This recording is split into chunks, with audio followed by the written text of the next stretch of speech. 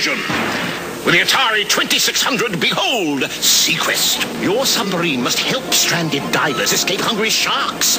Foolish mortals. Check your air supply and beware. Evil pirates abound. I think I hear your tiny divers calling out to you. Help! Help! Seaquest. Steve Cartwright does it again for Activision. I just love those old 80s cheesy video game commercials. They're great. So this is Seaquest for the Atari 2600 video game system, and it has nothing to do with the Roy Scheider TV series of the 1990s. Seaquest was created by Steve Cartwright, who also wrote several other very successful Atari games, like Frostbite and the hugely popular Mega Mania. Now the idea behind the game is that you are commanding a submarine that needs to retrieve its treasure-hunting divers, who've acquired a large underwater booty. Your task is made more difficult due to the shark-infested waters. These sharks will chase your divers and cause your sub to explode if they touch it.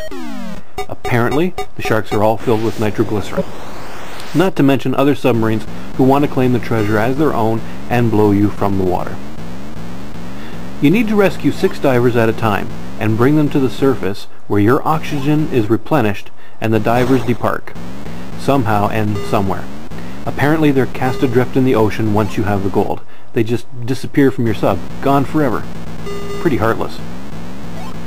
You need to always keep an eye on your oxygen level, which, like your fuel in River Raid, replenishes at an alarmingly fast rate. An alarm will sound if you start running low, and you better head to the surface, which replenishes your air.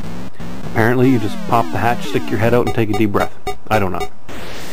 If for some reason you do run out of oxygen, your sub will naturally explode, which is a perfectly logical result of running out of air, I guess. Yeah. So anyway, the important thing to remember about all of this is to always keep an eye on your air supply. No, not that air supply. If you surface with less than 6 divers, you lose 1 diver. And if you surface with no divers, again, your sub explodes. So who's the sadistic jerk who programmed a submarine to explode if it returns empty-handed? Talk about job-related stress. Even in this economy, I'd probably pass on that job. Dock my pay. Hell, fire me. Just don't kill me because I couldn't bring back even 1 diver. So you get points for retrieved divers and gold, as well as points for the amount of oxygen left in your sub when you surface. I guess air is that expensive that they pay for every gallon of air saved. And you get an extra sub for every 10,000 points. But you can only have 6 reserve subs. After the second time you surface with 6 divers, a patrol sub will appear, so watch where you surface. While your oxygen is replenished, the patrol ship still moves, so you really need to time when and where you surface, because if that patrol sub hits you, you guessed it, boom! He won't shoot you. Nope, he'd rather ram right into you. I guess the ocean is just too small for one sub to avoid another. This game gets pretty hard as you progress. More and more enemies appear and the pace gets quite frenetic, which, for me, really ups the appeal of this game.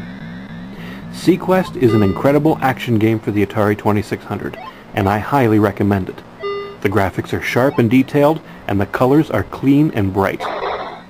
Like most Activision games for the system, Seaquest stands out as one of the best that appeared on the 2600 console, and is still as fun to play today as when it first appeared in the 80s. This is Atari Leaf thanking you for joining me as I take a closer look at Seaquest for the Atari 2600.